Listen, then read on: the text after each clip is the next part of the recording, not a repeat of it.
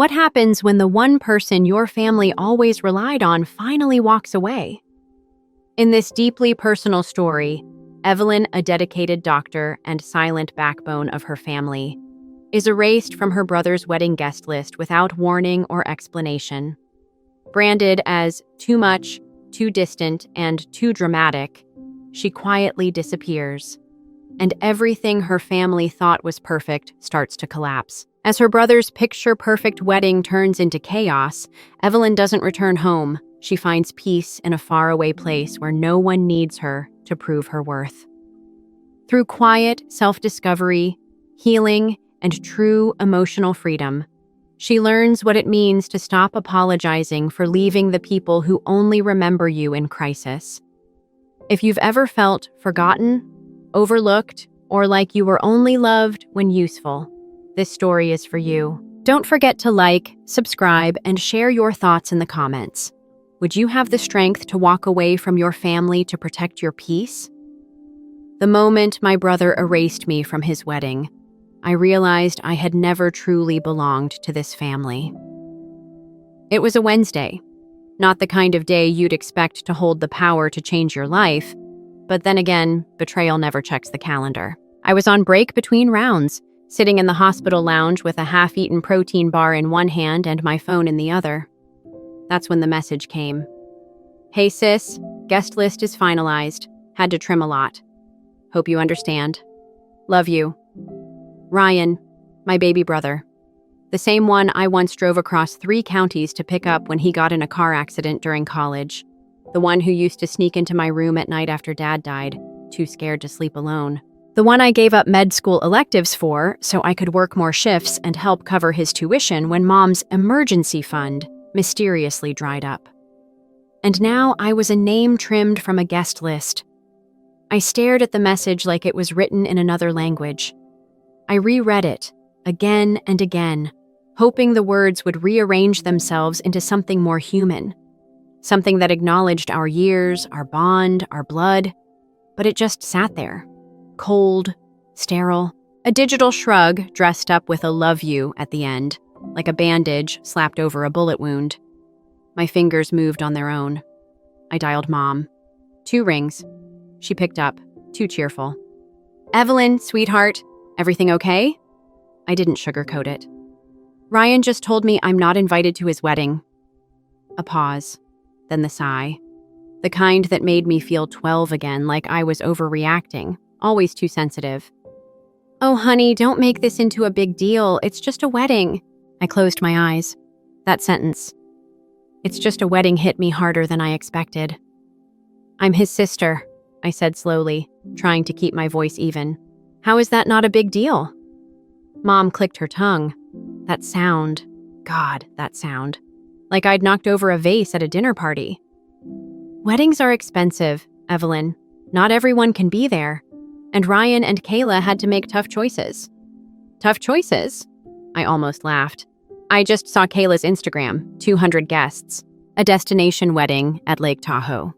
She invited her old roommates from undergrad people I've never even seen, and I'm the one who didn't make the cut? Her voice dropped, took on that tone. The tone she reserved for when I was being difficult. You're making this about you again. Don't let this little thing hurt you. I didn't answer. I just stared out the hospital window, where the clouds were low and heavy, the kind that threatened rain without the decency to commit. This wasn't a little thing. This was the moment I realized I'd been disposable all along. That night, I didn't cry. I didn't scream. I didn't even tell my roommate, Sophie, who would have probably dragged me to some overpriced rooftop bar and ordered a round of whiskey shots in my name. No, I just sat in my apartment, stared at the blank wall across from the couch, and started remembering. And the more I remembered, the quieter I became. Like the time I worked a double shift to cover Ryan's unpaid electric bill only to have Mom tell me he deserved a break because he was under pressure. Or when he dated a girl who cheated on him 3 times, and I gently warned him only to be told I was jealous of his happiness. Or the one time I was hospitalized with appendicitis and no one visited. No one. Not even Mom. That hurt the most. Not because I needed flowers or balloons, but because I realized no one even noticed I was gone. The next morning, I looked at myself in the mirror. My scrubs were wrinkled, my eyes ringed with sleeplessness. I looked like someone who'd been surviving, not living.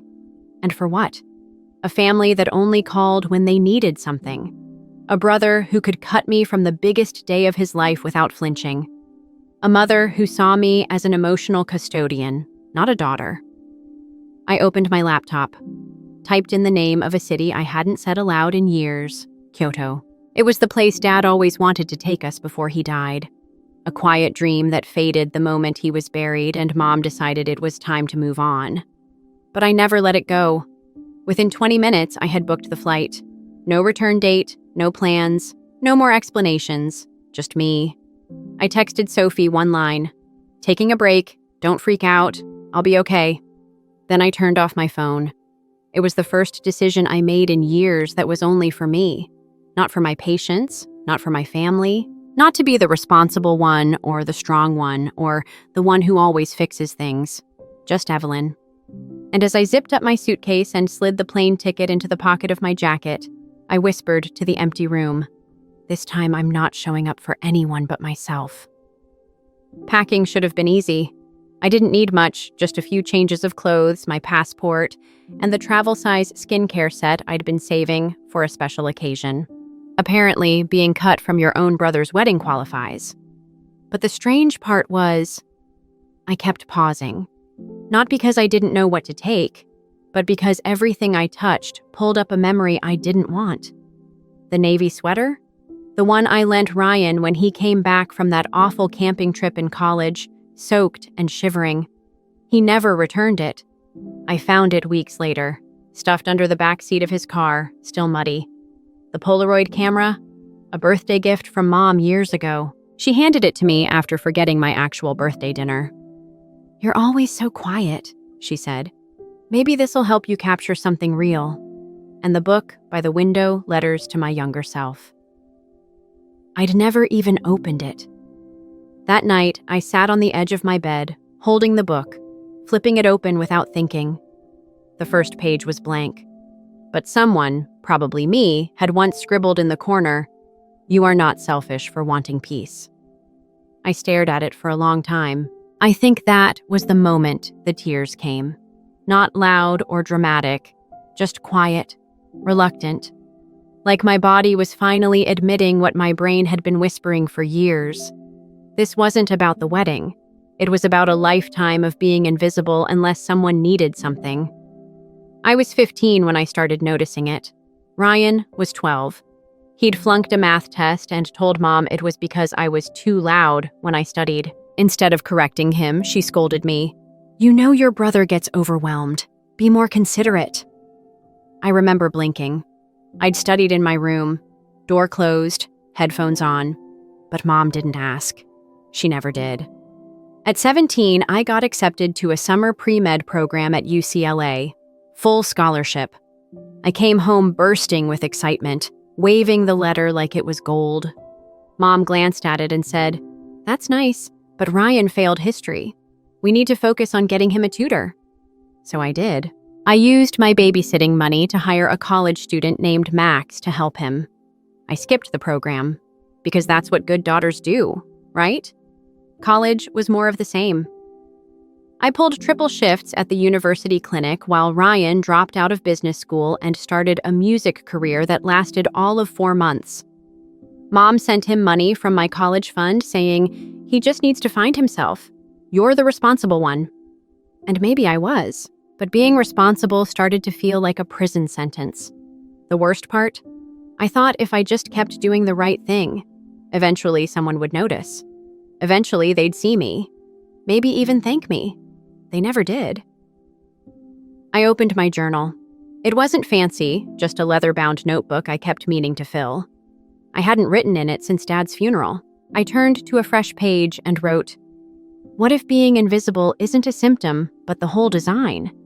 And then, what if they never saw me because they didn't want to?"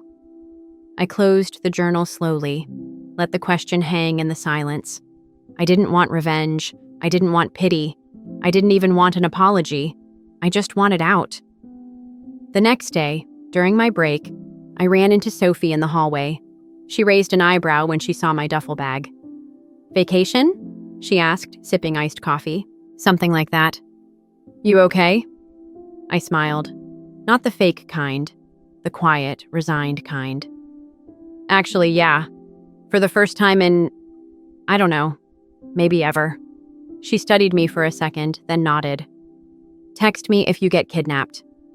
"Only if it's interesting." I walked away before she could ask more. Back at home, I checked my phone out of habit. 4 missed calls from Mom, 2 from Ryan, 1 voicemail. I didn't listen. Instead, I scrolled through my photos and found one I took 2 years ago in the hospital parking lot. The sky was streaked with lavender and burnt orange, the kind of sunset that made even a day full of heartbreak feel like it ended in poetry. I remembered that day. I'd just lost a patient I'd fought hard for. No one from my family knew. No one asked. I edited the photo, added a warm filter, and posted it to my private feed with a caption. Sometimes the best way to be found is to finally go missing. That night, I packed the last thing into my bag, my stethoscope. Not because I planned to work, but because it reminded me who I really was. Not a sister, not a daughter, just Evelyn. A healer, a woman who deserved to exist without proving her worth every damn day. As I zipped up the duffel, my phone buzzed again. I didn't check it.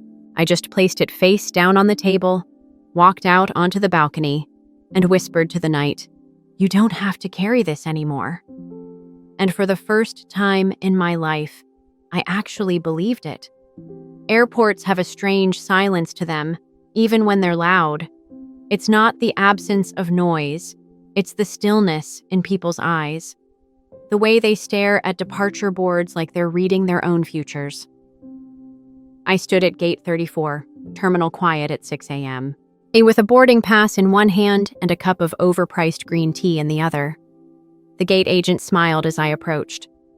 "Heading home?" I blinked, caught off guard. "Actually, I think I'm finally leaving it." She tilted her head, curious, but I just smiled politely and walked away. As I sat waiting for boarding to begin, I scrolled through my phone one last time, not to check messages, but to delete them. 32 unread texts, 17 missed calls, 4 voicemails, all from Mom. I didn't listen to a single one, but I did read one message, just one, from Ryan. "Evelyn, I didn't mean to hurt you. It's not that I don't care, okay? Kayla just wanted things simple. Please don't make this about you." I stared at that last line. Don't make this about you. A familiar weight settled in my chest. Not pain, not anger, just exhaustion. I typed a reply, then deleted it. Typed again, deleted, and finally, I just put my phone on airplane mode. That was the most honest response I could give. 30 minutes later, I was in the air. The city fell away beneath me like an old coat I'd outgrown. Familiar, heavy, and suddenly unnecessary. I didn't cry. I didn't smile. I just stared out the window, letting the morning sun hit my face through the small oval of glass. For the first time in my adult life, I wasn't headed to anything. No work shift, no family obligation, no crisis to fix. Just away. And strangely, that felt more like a direction than anything else ever had. The plain food was bland. The movie choices forgettable. But I didn't care. What mattered was the small notebook in my lap, the same one I'd written in days before. I flipped to a blank page and began. Today, I left a life where I was always the solution, never the person. Today, I became mine. I paused, then added, and if that's selfish, then maybe selfish is sacred. When we landed in Tokyo, the connecting flight to Kyoto was delayed by 2 hours. The old me would have gotten frustrated, checked emails, rebooked something, called someone, solved it. But I just sat. I watched people. A couple arguing quietly near the ramen shop, a child spinning in slow circles near the vending machines, an old man sleeping upright in his seat, his suitcase perfectly balanced on his lap.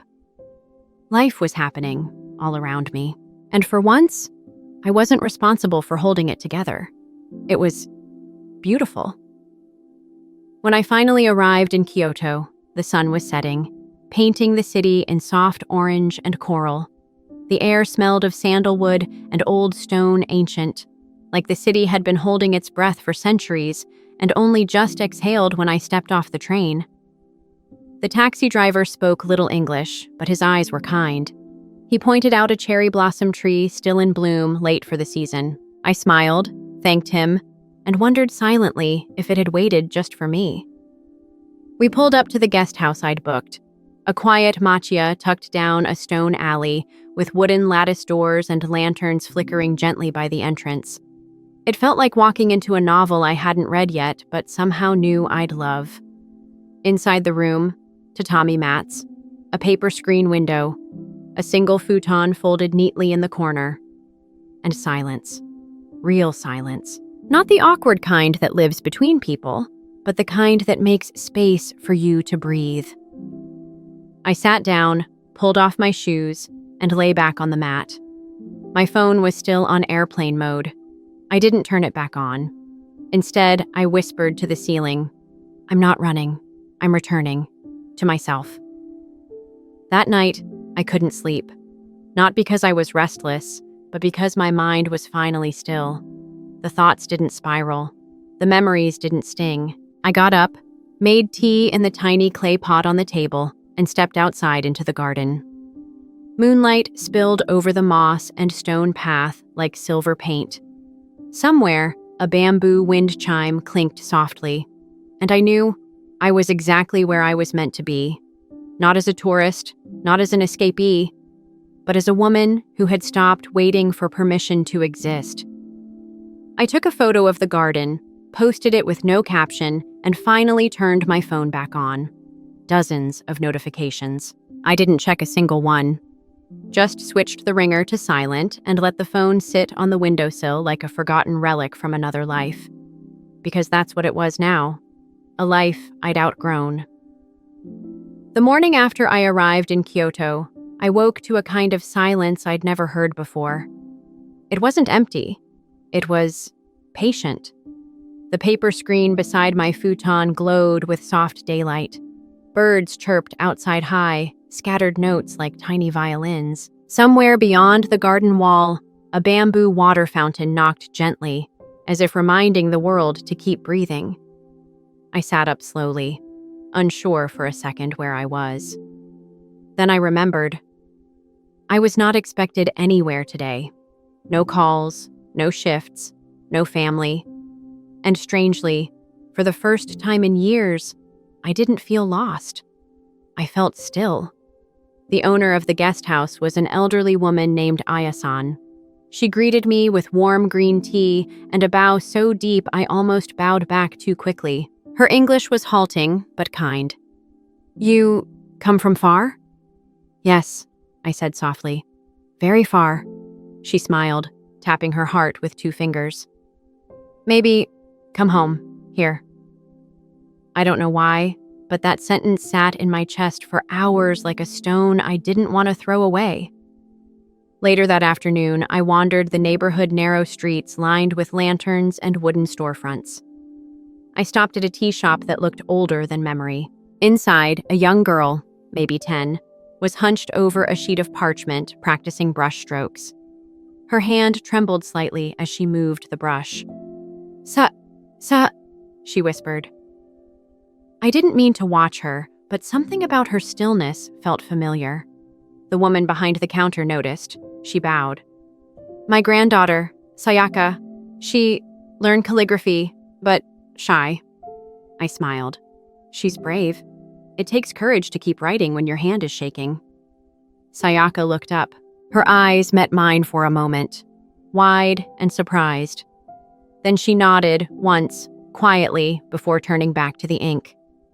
I bought a small ceramic teacup one with a tiny cherry blossom pressed into the side.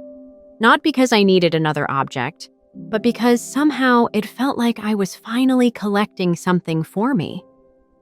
Back at the guest house, I sat in the garden with the cup in my hand, the evening breeze sliding past my cheek.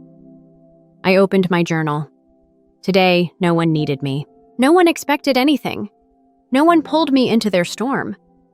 And somehow, that's the calmest I've ever felt. I closed the book and looked around. The moss-covered stones, the wind in the bamboo leaves, even the koi in the tiny pond swam like they had nowhere to be. For once, I didn't feel behind, or inadequate, or invisible. I just felt here. That night, as I brushed my teeth, I heard a knock on the door. Not sharp, gentle. When I opened it, Aya-san stood there, holding a folded piece of newspaper. "English," she said apologetically. "Today, I think you maybe want." I frowned. "Thank you," I said, taking it with both hands. As she bowed and walked away, I unfolded the paper. It was a Kyoto local daily, but tucked in the corner was a blurb in English. "California doctor missing before family wedding. Last seen boarding flight to Japan."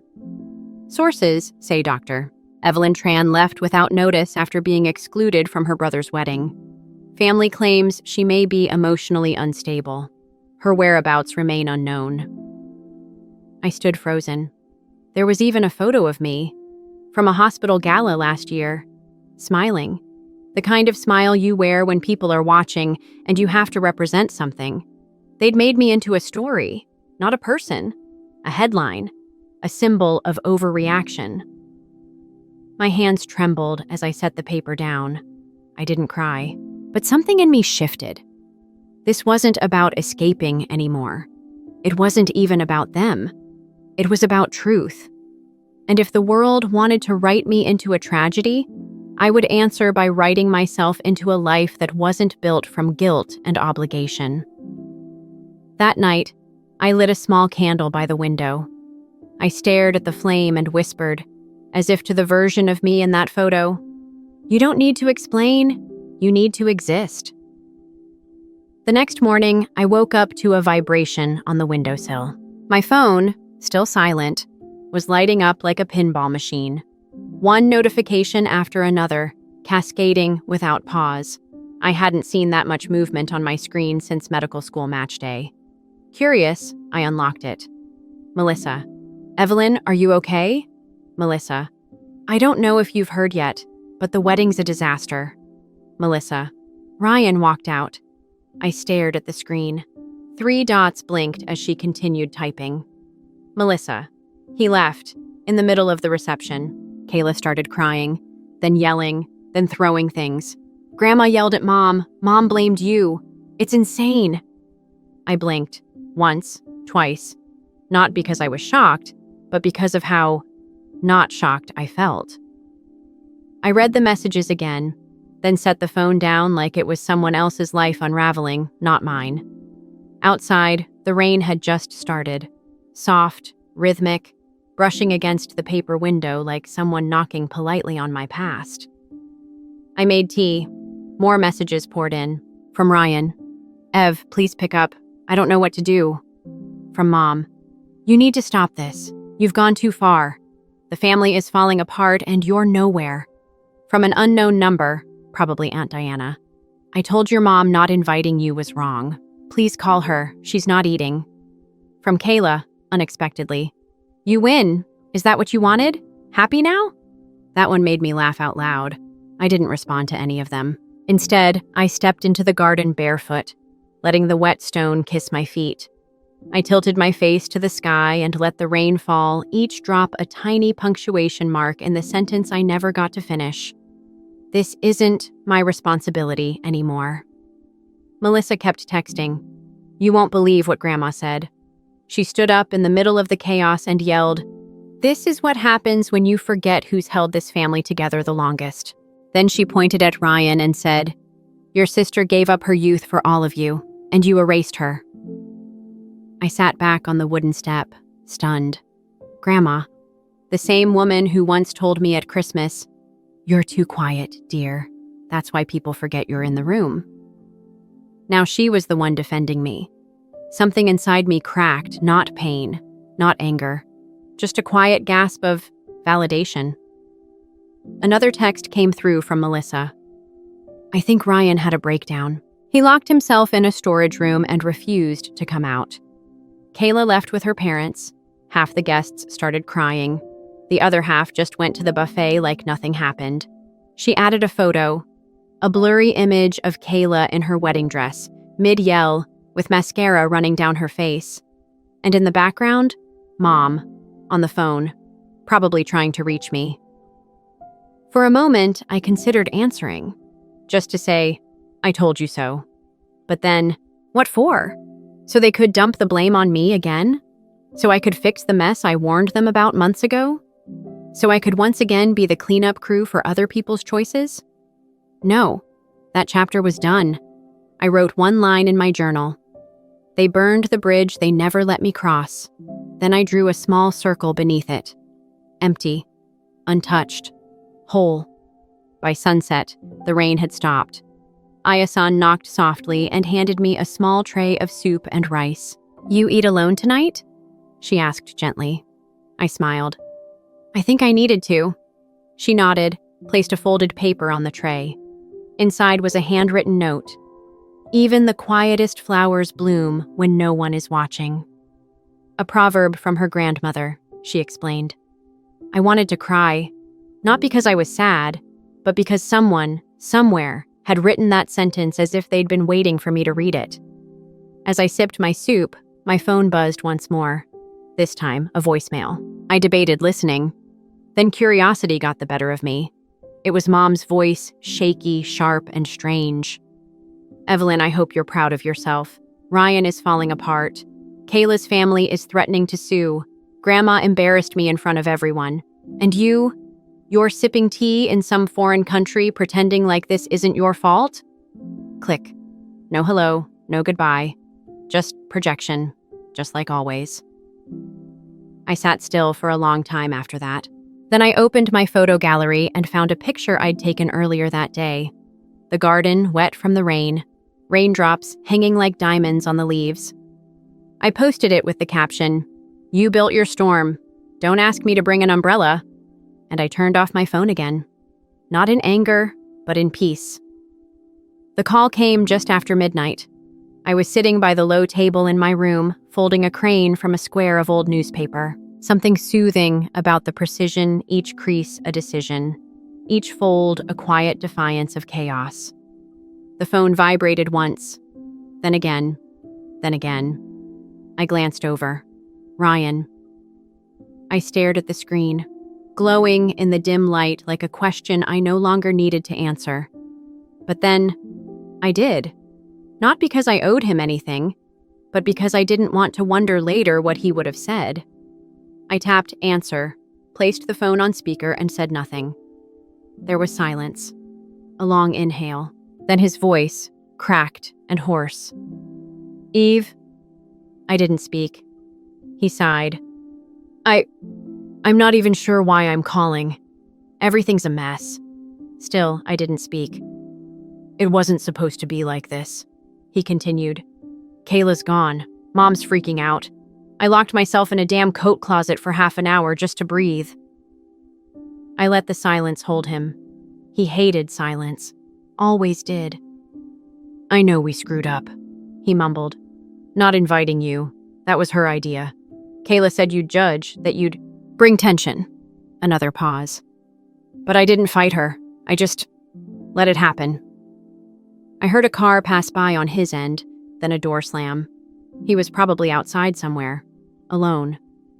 For what it's worth, I'm sorry, he said. I really am.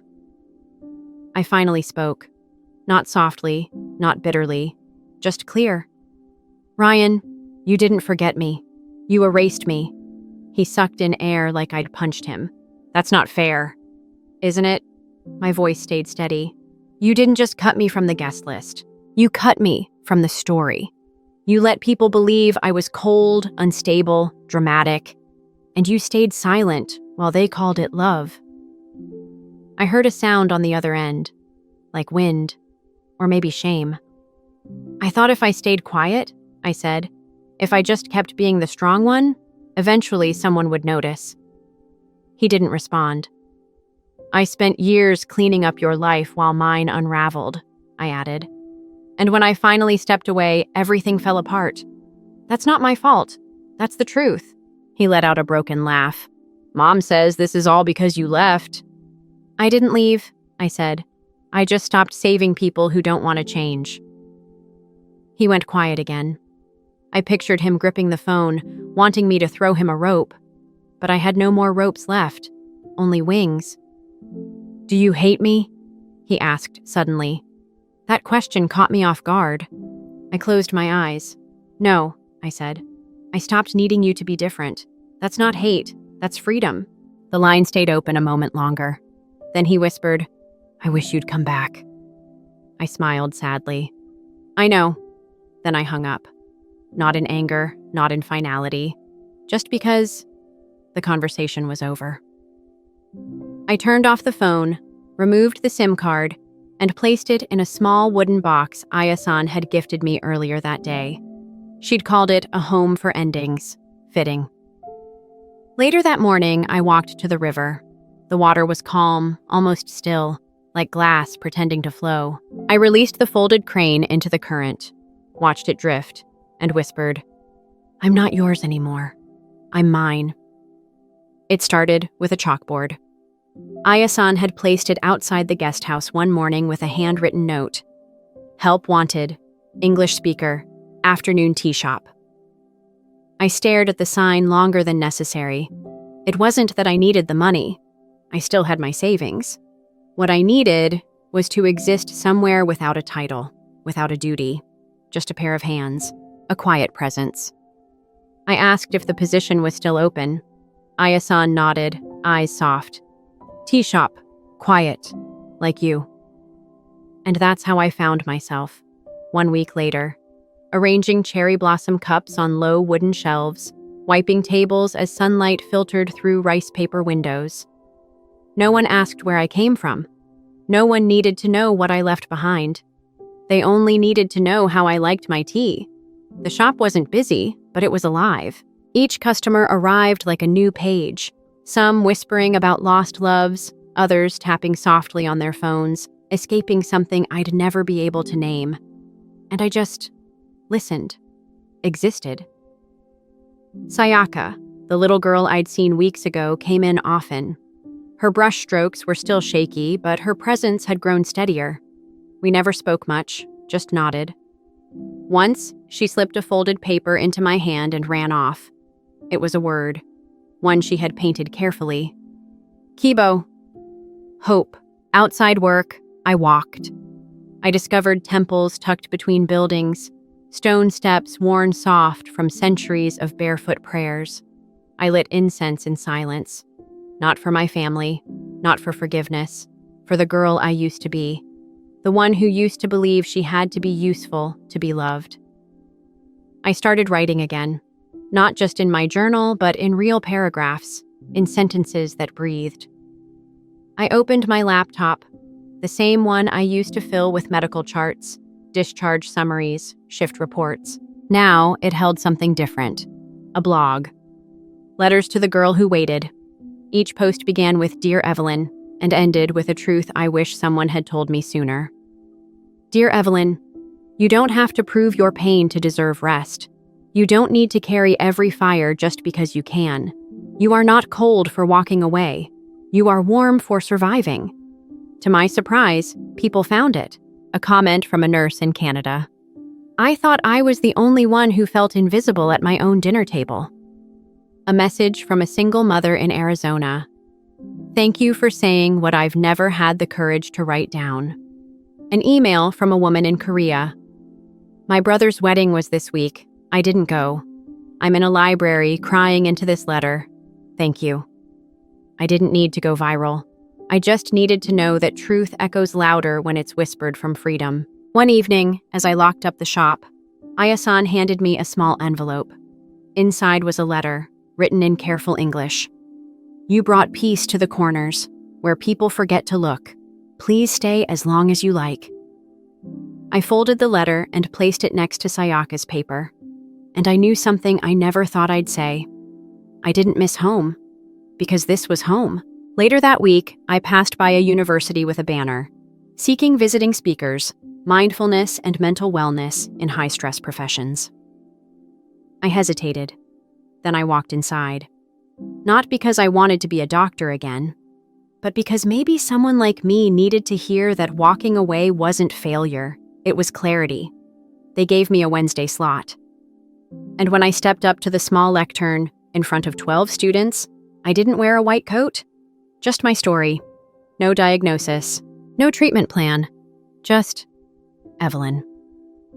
I never wrote back to Mom. Not after the wedding. Not after the voicemail. Not after the emails that followed, each one shifting between guilt, anger, and the occasional half-hearted, "We miss you." I didn't need to. Sometimes the most honest response is silence that doesn't ache anymore. It was early autumn in Kyoto. The leaves were turning, blazing gold and rust, falling like quiet reminders that even beauty lets go when the time is right. I stood at the foot of the Philosopher's Path, scarf wrapped loose around my neck, holding a small box of letters. No return address, no names, just pieces of what I'd carried for too long. There was the birthday card Mom never sent but left on the hallway table 2 years ago, still unsigned. There was a photo of me and Ryan at age 9 and 6, covered in popsicle juice, laughing. It used to be framed in the living room, until Kayla moved in. There was the printout of my acceptance email to Johns Hopkins Med, the one I found crumpled in the back seat of Mom's car beneath Ryan's gym bag. These things weren't hateful. They were worse. They were almosts. Proof that I was almost remembered, almost loved right. I didn't cry. I just placed the box beneath a maple tree near the canal, tucked gently behind a row of stones. Let it become part of the soil. Part of the story I no longer needed to carry. Later that week, I received a letter. Real paper. Foreign handwriting. No stamp. Tucked inside my mailbox at the tea shop. It was from Melissa. "Evelyn, I found your blog. I read every word. I think I cried more reading your letters than I did at the wedding. I just wanted to say thank you for showing me that stepping away doesn't make you cold. It makes you honest.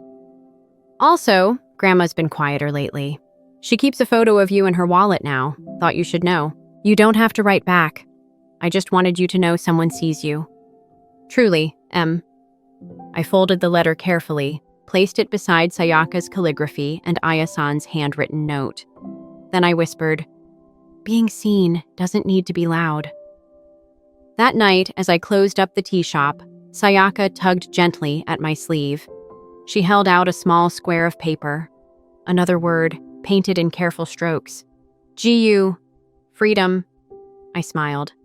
"Is this for me?" She nodded, then added softly, "You look." A lighter. I knelt down and hugged her. She didn't flinch, just stayed still, warm and steady. Somewhere deep inside, a door closed, and I didn't need to go back to check if it locked. The next morning, I booked a train to the coast. Not because I was leaving, but because I could.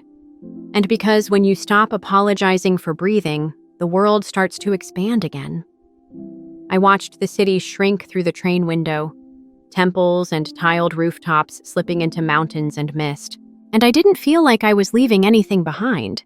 I just felt weightless. Like for the first time in my life, I wasn't running toward love or away from pain. I was simply moving forward. The sea was quieter than I remembered.